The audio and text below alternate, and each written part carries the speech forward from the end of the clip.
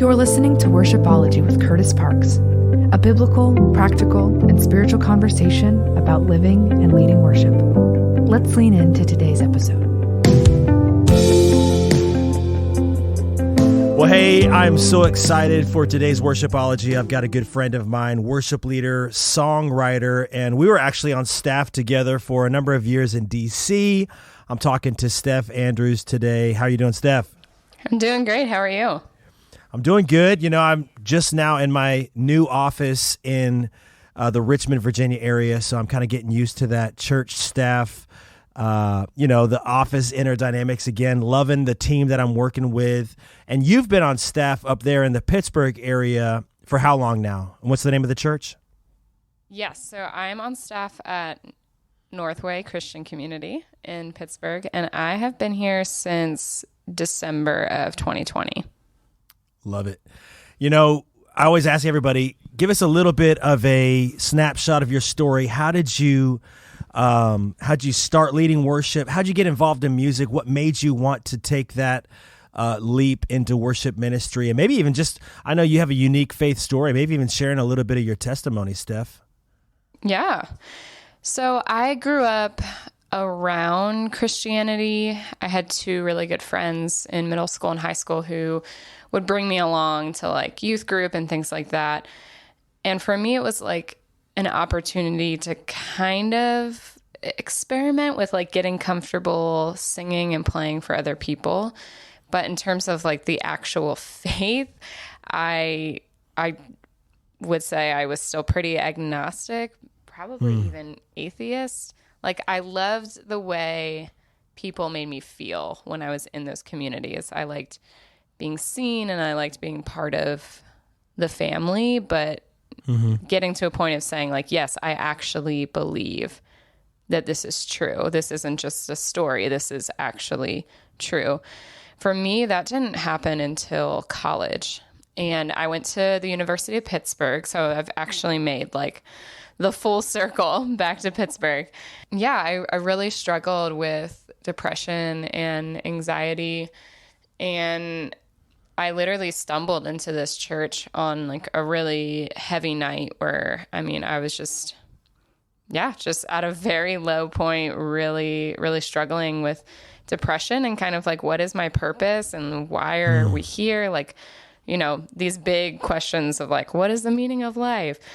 And I walked into this church, and the church I now work at, and they were having this worship night in the middle of the week. And I kind of stood there just in awe because I realized these people were worshiping God and singing about him as if he was someone that they actually knew and not just this like, all-powerful deity that should be like worshiped and feared, but this person that they were like intimate with and knew and felt known by. And that was a very like kind of revolutionary big thought for me to experience and witness.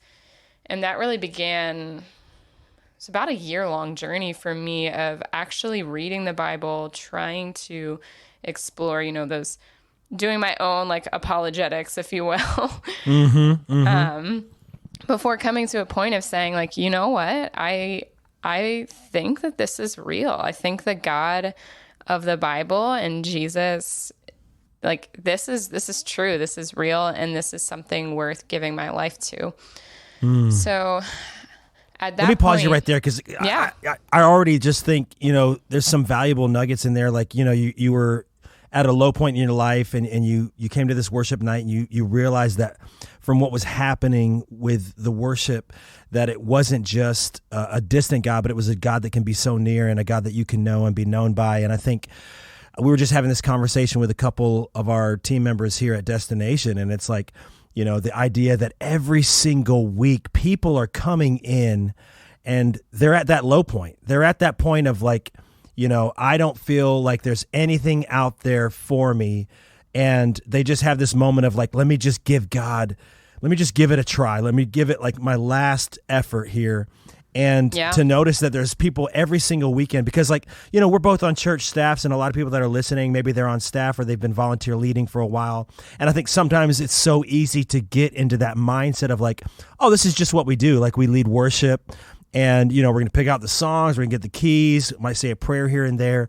But to realize that, man, Jesus' heart is so for the lost. I mean, Yes. we were in Luke 15 this morning, the lost coin, the lost sheep, the lost son, the prodigal son, Jesus, and it's the only place in the Bible where there's 3 parables in a row about the same topic, right? And it's the fact that God's heart is for the lost, and that was something that connected with you in that moment. Yeah, just keep going, because I just really was inspired by that.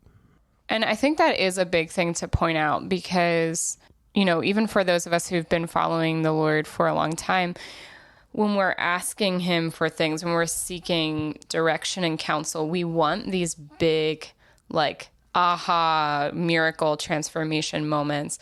Mm-hmm. And I mean, don't get me wrong, like that night, I mean, I'll just be honest, like I had been struggling with suicidal ideation for a while, and even like imagining how that would plan out. And that encounter that night made me pause and say, this might be something worth pursuing and digging into. So it was a big moment, but it wasn't like, I know it was Jesus who was speaking me, Holy Spirit guiding me, and I'm giving him my life right now. Like I still in my stubbornness and my pride and my flesh, like I fought against that for over a year of like literally just studying the word and like asking questions about it and being like, whoa, I don't like the way this idea or this passage makes me feel, or like, what is this saying?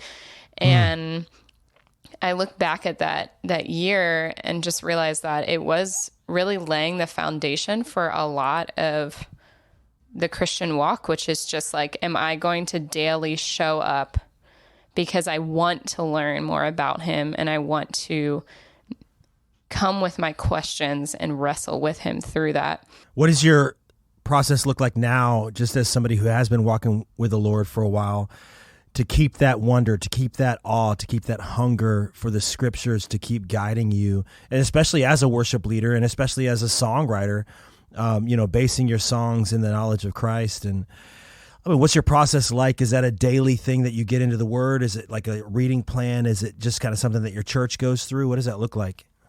Yeah. So for me, I struggle a lot with, if there's a spectrum of kind of like being more legalist on one side and more like lazy in terms of like, but you know what I mean? Like in terms of how like often we approach the word or spend time in prayer, I feel like I would err on the side of being too legalist, where it's like, like for example, I'm reading a chronological Bible in a year plan and I am behind significantly. And I find myself like, oh no, I'm going to read like 4 pages worth of content at once because I have to catch up. And my husband will kind of look at me and be like, are you reading so much because you're so wrapped up in what you're saying that you like can't wait to see what it says next? Or are you like trying to catch up? So that's something I do fight against, where it's like, okay, am I coming to meet with the Lord because I just want to spend time with him? Or is it, hey, this is the first thing on my to-do list today. I need to get this done because I need to give my team or my congregation or whoever, like I need a really like, wow, thought to post on Instagram kind of thing? Or is it like, I actually desire communion with my Lord and my Father? So that's so key. That's so key. Yeah. I think it's interesting because I think sometimes we often are in our devotional time, and if you're quote unquote professional Christian, right? You're working on a church staff, or you're leading people in worship, or you're on a worship team and you're going to share something in that devotional spot. Sometimes we can treat God like a slot machine. Like, okay, I've come, like, give me that word, like, a vending machine of scripture and knowledge and truth bombs. And it's like, no, we need to just like nothing pleases my heart more when my kids, and they're 10 and 8, so these moments of just coming up to dad and snuggling are getting fewer and far in between as they get older and too cool for school. But when they just come up, I'm not ready. I know you got some young ones too. But just coming up and wanting to spend time for the sheer sake of just being with their dad. And I think those are the moments that bless my heart more than, hey, Dad, I got a question for you. How do you do this? Or how do you, it's like, and I'm there for that, for sure. I'm always there for that.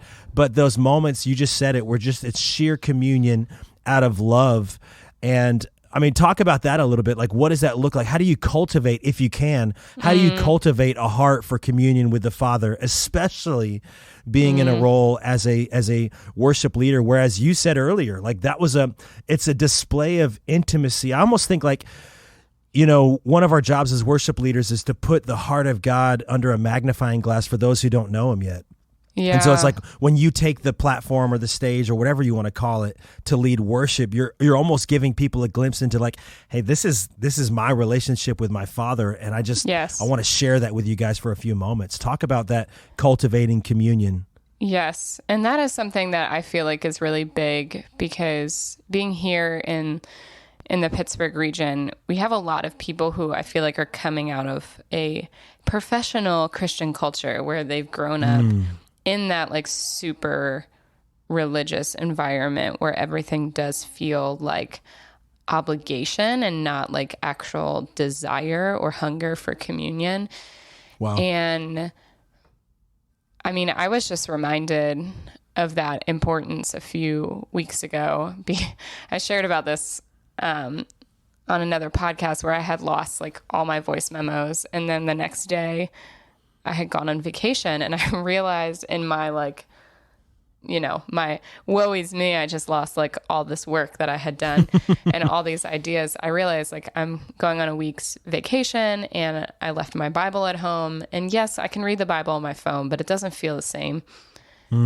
And I felt not shame, like shame is too strong of a word, but I felt this feeling of like, oh my gosh, like what am I going to do? Not only have I lost all this work, but now I can't like, complete my assignment of reading the word because I left it at home. So now what am I supposed to do? And I felt like the Father was just saying again, like, what would it look like for this week if you just woke up, came out on the porch and like hung out with me and waited? Like, don't even put music on. Just wait with me in silence for me to speak to you. And I was like, yeah. Because I don't do that. I mean, now that, I went from this long season of feeling called to songwrite, but feeling really like unsure of myself and not sure what my voice as a writer would sound like, to this rhythm I'm in now where I'm, co-writing 2-3 times a week, always in the process of finishing songs. And then, like we just mentioned, I have a 3-year-old and a 5-year-old. So there's always this noise all the time, right? What do you mean? I don't know what you mean. So there's so much noise all the time between like working on my craft as a songwriter, between my job and preparing for Sundays or other events that I'm leading, just being a mom and being present with my kids, playing with my kids, listening to my kids argue. So for me, communion with a Father is really a fight to be still and to be silent before him. Wow. And again, Curtis, my personality because I worked for you for a while. That type A, super driven. I mean, you're like one of the only creatives I know that can also like go to an Excel spreadsheet and get excited, Yes, it's true. So for me, I'm always fighting the tendency and the urgency that I need to like perform for my Father, and I need to show up with before him. Like when I read The Prodigal Son, yes, there was a time that I was the prodigal, but so often I read that and I see myself as the older brother where it's like, look at all the things I'm doing for you. And the Father's like, I just want you to sit at the table and share this meal with me. Like, you don't have to try to impress me or have these like beautifully formed prayers. Like, I literally just want to spend time with you. That's so key. And it's interesting in our staff devotional today, our pastor, Brian Briggs, he was sharing about that out of Luke 15, the prodigal son. And he was just saying, for those in ministry and those who, like all the worship teams and worship leaders listening to this, are we giving people the father in that parable, or are we giving them the spirit of the brother? Yeah. And the spirit of the brother is like, it's that entitlement. It's that, he, even when he says, this son of yours squandered his inheritance, he doesn't even identify him as his own brother. And his father, the father in that was like, well, actually, your brother has come home. He's like, the father is like, no, this is about relationship. And what we do is always about people. And to know that, like, man, like the father, when he was a long distance off, it said that the father was filled with compassion and began to run towards him. And it was funny, like, probably 5 or 6 years ago, I was driving Lyft when I was church planting, and a lady got into my car and we just started talking, and come to find out she's like a Hebrew scholar. And so I'm like, okay, I'm not going to waste this opportunity. Yeah, no. Like, I want to ask her, and this is like my favorite parable. And so we're talking about that. And she goes, in the original Hebrew language, it's actually called not the parable of the prodigal son. It's called the parable of the running father. And, wow. Yeah. And it just stopped me in my tracks, because I'm like, you know what? So often especially in our culture today in 2022, we want to make everything about us. Like, no, it's about the prodigal. No, it's about the heart of the father. Yeah. It's about his heart is towards us. He loves us so much. Like, and I think when that becomes the desire of your communion, to just be with a father who's running towards us, I think it changes everything. But I love what you said, because I kind of want to mine this for a minute, because we all know we live in a culture that's go, go, go, nonstop noise all the time. And it is a fight, right? To get quiet, to be still, and to wait on the Lord. The word Selah, we see it all throughout the book of Psalms. And truth be told, there's not really a word in our English language that can properly define it. The closest thing we can get is like to pause and reflect, or even to meditate on.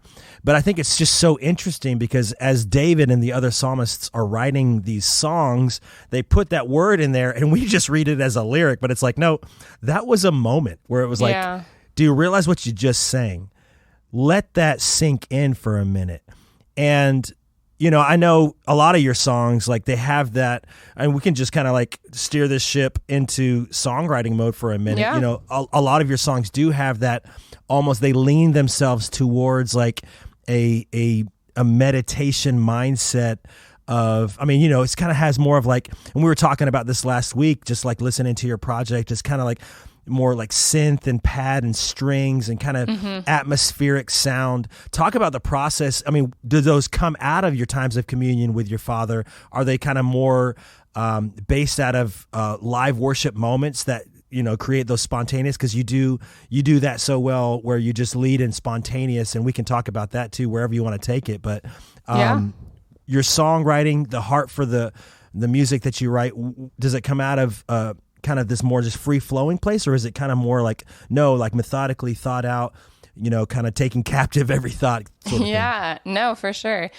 So it's interesting, because I feel like, so I just released my first like full-length album on July 29th, which is called, which is called, we're gonna have a link to that in the show notes for everybody listening. Yes.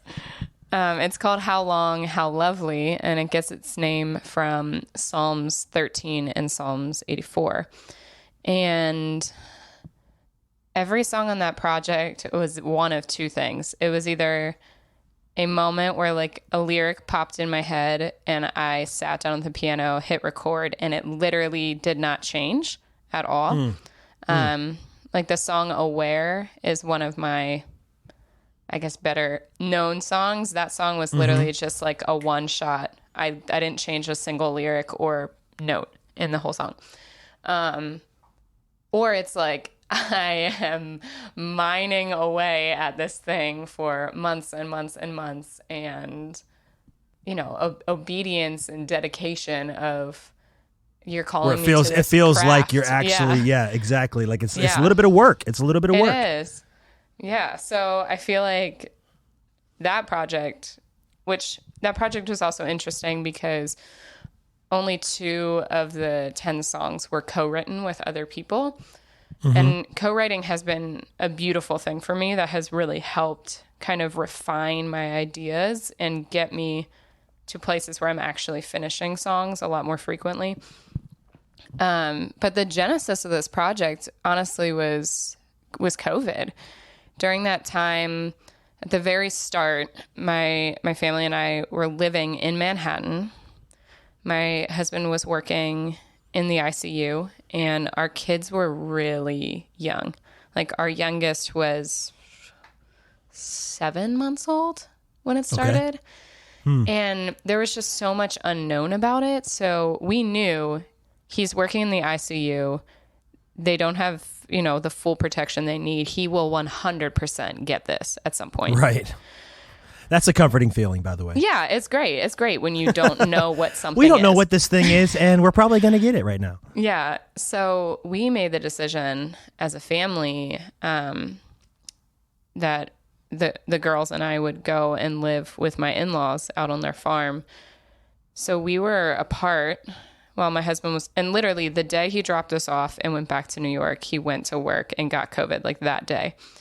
Oh my goodness. And I mean, that was the first strain of it. So when he got it, like, he did get hit pretty hard with it. And during that time, I mean, so one, here I am with my 2 little girls. Like, yes, my in-laws were there helping, but it's like, okay, like, I've lost my partner for the time being, and he is 6 hours away, sick at home, and I'm not, like, physically there with him. And during that time, like, I remember one of the first few days just, like, going to the Lord in prayer and being like, how am I going to get through this without, like, I can't be in, like, a depressive state. I have children who are depending upon me. Like, how am I going to get through this? And I remember he's like, you need to keep my word in your mouth. And Wow. I just started, like, every day I would pick a different psalm and I would just start singing it. And I mean, 3 of those have made their way onto the album. But yeah, I mean, that's where it started. It started from a place of, like, utter dependency on the Lord, of, like, whatever insecurities or fears or doubts I had about myself as a songwriter, like, those were just gone because I just needed to do it. Let me ask you this, because I know your songs kind of run the range of, there's some songs that you could definitely, see being done in church. Like, His Name is Jesus. I would say that's probably a song that, like, you could sing on Sunday. But then you got some other songs, like maybe Pilgrim, that would be kind of like more in that artist vein of, like, and maybe I'm wrong about that, but, like, I think there's definitely a difference. You're right. You're right. Yeah, For sure. I was going to say, there's definitely a difference, especially, like, when you're writing songs where, like, a song, man, this could be a song for the church, or this is a song that, just from the artist's heart within me that I need to write, I need to record and release. And I mean, for those who are listening, maybe give just some thought behind, how do you differentiate between a song that might be for your church and then a song that you just need to write and do that out of the heart of what the Father's given you and not expect anything or not put any parameters on that. Because I know I've been in that same area where it's like, man, this song is, like, so powerful from my heart, but I don't see it as a congregational song. What is your mindset in there? What's the difference maybe between an art song and a worship song?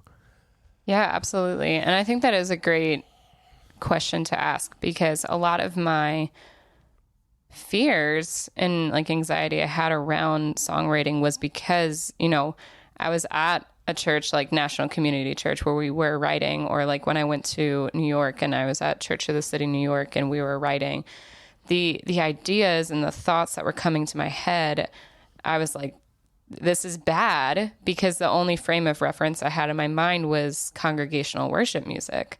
So if I'm a Christian artist, I'm a Christian songwriter, I need to write congregational music. But the reality is, like, I don't know about you, Curtis, but the majority of the music I listen to throughout the week is not worship music. Right.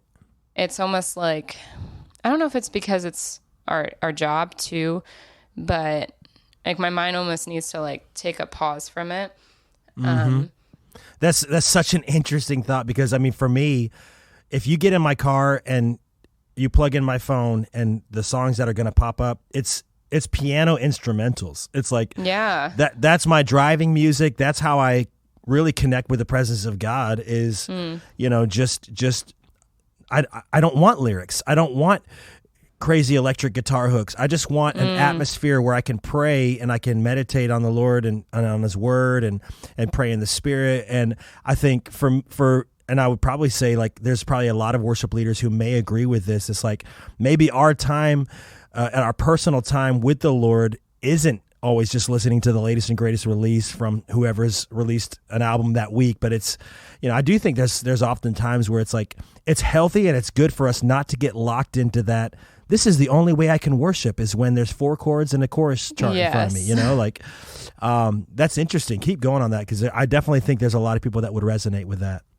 Yeah. So for me, again, like during the pandemic, I started finding all these other artists that are absolutely Christian artists. Like, it's not like, you're listening to a song and you're like, is this about Jesus or is it a love song? Like, it's blatantly Christian, but it does not sound like something we would play on Sunday. And it just unlocked something inside of me that said, like, so for me, like, all the diverse musical experiences I had up until that moment, like, starting on the violin, being heavily involved in orchestra, just like being so immersed in jazz music because my parents love jazz music. Like, so those chords, those chord progressions, like my undergrad degree is in music theory and I love music theory and I nerd out over it, but I'm like, I'm not using like any of these ideas or these chords in my writing.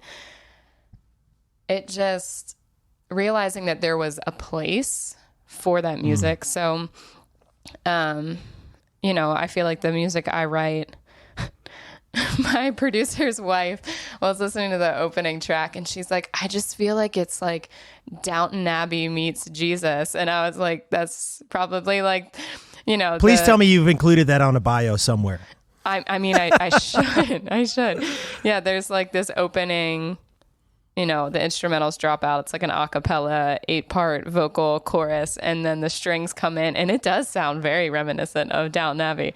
But yeah, for me, like, the strings are there. There's a little bit of like lo-fi percussion inspiration, but it's very like string, synth, piano heavy, not a lot of like electric guitar, things like that.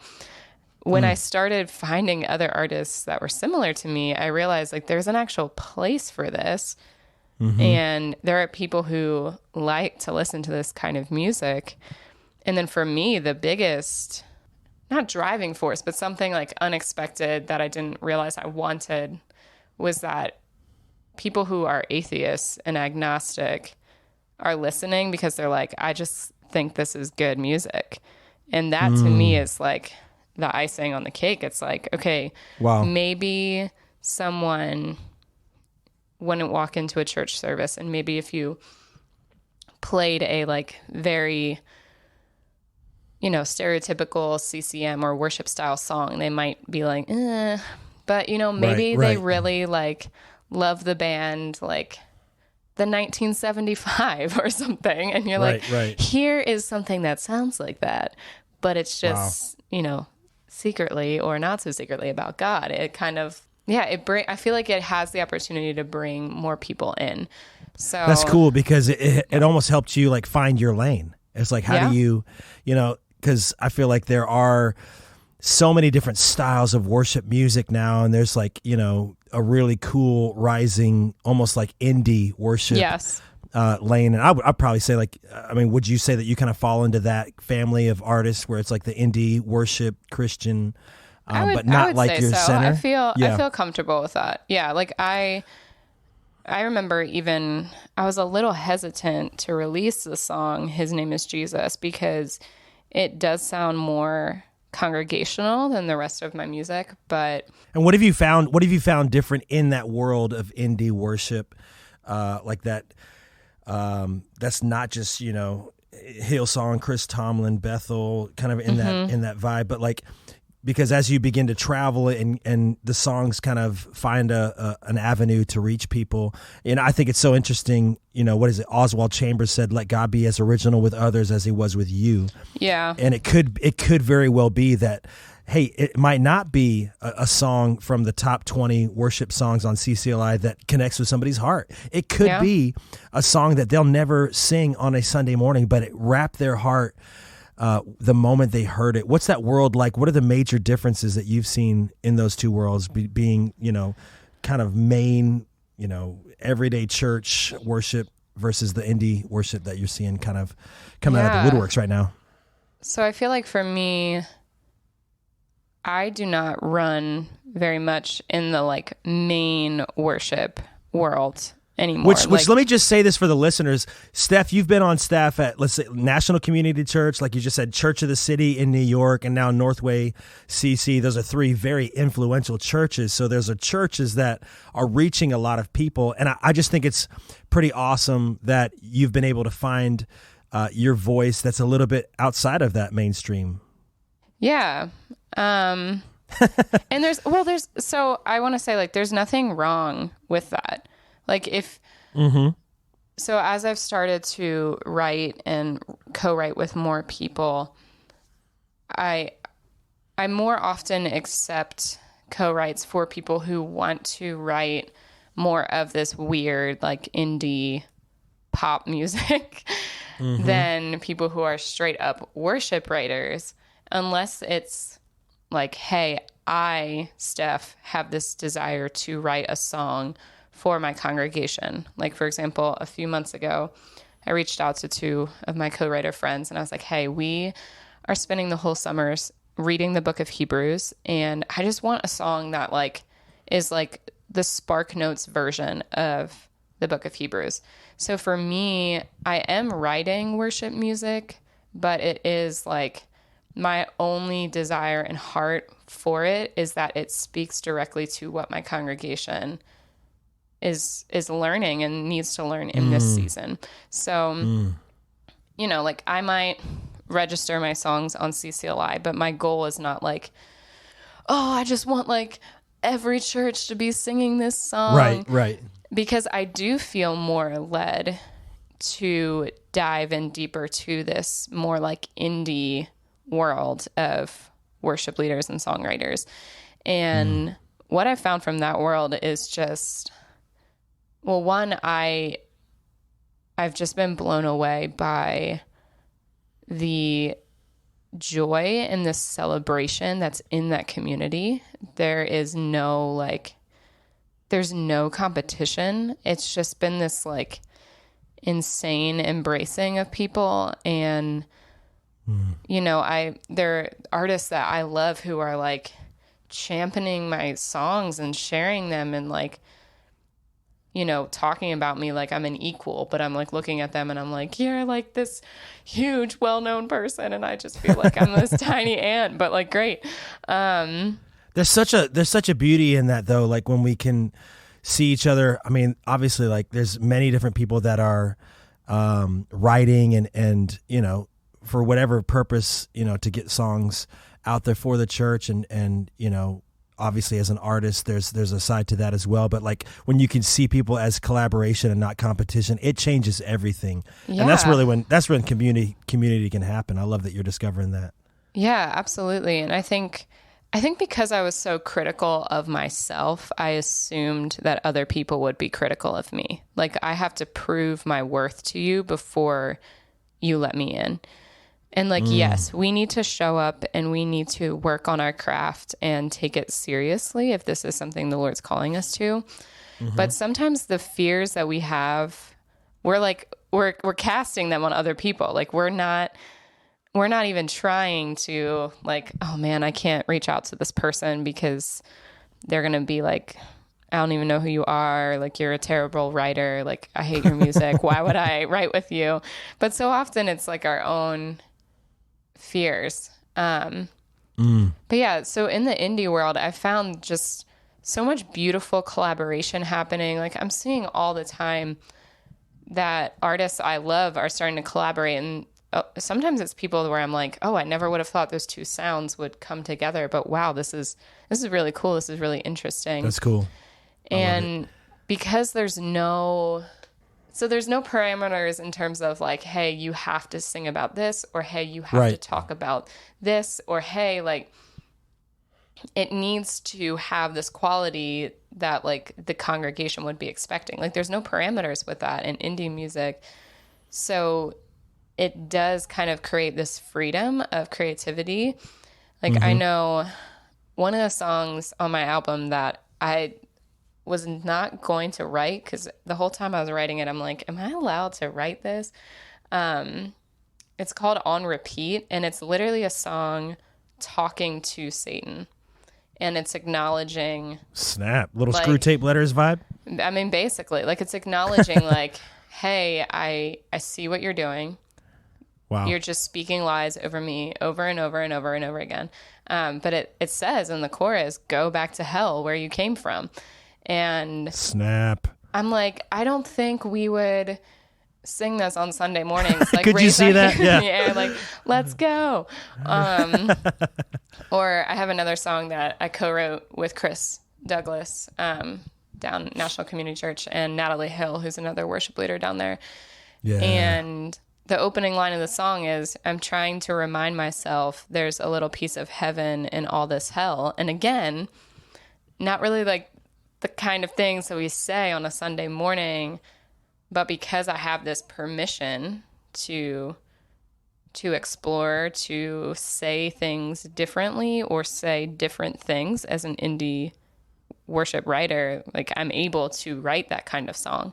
And I think just, from somebody who I would call myself primarily a congregational worship writer, seeing the value in both sides of those. I love that you were like, hey, it's kind of like the smaller church that's like, no, we love mega church, and the mega church is like, dude, if you connect better to a smaller church, go for it. I think in the sides of music too, it's like, hey, whatever you listen to that helps you connect to the heart of God, that's the goal here. I love that. Hey, one more question as our time comes to a close here. I ask this to everybody that's on worshipology. Spirit-led worship is kind of like the goal of, I think, a lot of these conversations. We want to be led by the Holy Spirit in our times of worship. What is that to you? How have you cultivated that for the listener that's desiring that in their times of worship?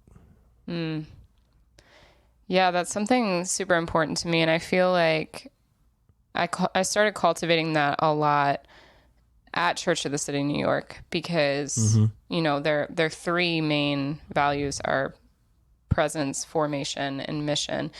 And there's such a culture built around their prayer room, and the way they do worship is so interesting. Like, I remember my very first weekend, I was singing BGVs. So like, I was just excited to be there. I wasn't leading any songs. And Pastor John Tyson like came up to the worship pastor in between services and was like, I just feel like Steph has a song inside of her that she needs to release. And I just looked at Isaac, the worship pastor, and I'm like, I have no songs. I don't know what he's talking about. I have no Different songs. Different step. Yeah. I was like, what? And he's like, yeah, so I'll just pray and like give an exhortation, and then I just want you to sing this chorus over us and like invite us into that. Well, in the moment, as soon as he started speaking, I realized that he was not mixed into my in-ear mix, so I had no idea what he was talking about. And that was like my first taste of like, I literally need to be dependent upon the Holy Spirit. Like, he could be talking about Jesus, take the wheel. Yeah, he could be talking about literally anything, and then I am supposed to sing in response to what he is saying, but I have no idea what he's saying. Wow. And for me, miss like preparation checklist, here I am. It was a little scary, but I feel like the Holy Spirit in the moment was like, do you trust me to lead you? Do you trust me more than your own self-sufficiency and your own knowledge and preparation? I'm like, okay, well, here we go, because he's asking me to sing now. He's looking at me, so now it's time to sing a song. Wow. But being in that environment for, almost 2 years, leading in the prayer room, having some of the most incredible times of worship in a room with 12 people, it's taught me to, honestly, to cultivate a reliance on his Spirit in everything. Like if and it's different for every church, whether you're given 15 minutes to lead people in worship or like 45, an hour, like if I haven't spent all of this time all week being reliant on his Spirit, allowing his Spirit to lead me, then I'm not going to know what it feels like in that moment. And I'm not going to know, like, okay, am I just wanting to add this cool tag because I think it would sound really cool, or is this actually like what the Holy Spirit is prompting me? Wow. And I think those moments where you're in those prayer rooms, where you're in those small environments, great place to cultivate that. It's just kind of like low-hanging fruit. And the more you get to know his voice, the more you know how to be his sound and his mouthpiece in those moments. I love it. Steph, you're awesome. I cannot wait for people that maybe haven't discovered your music to give it a listen. We are going to have some of her music in the show notes, so make sure you check that, connect with her. Steph, you're the bomb. Sweet. Thank you so much for having me. This is so fun. You've been listening to Worshipology with Curtis Parks. To learn more and to find resources for worship leaders and teams, you can visit curtisparks.com.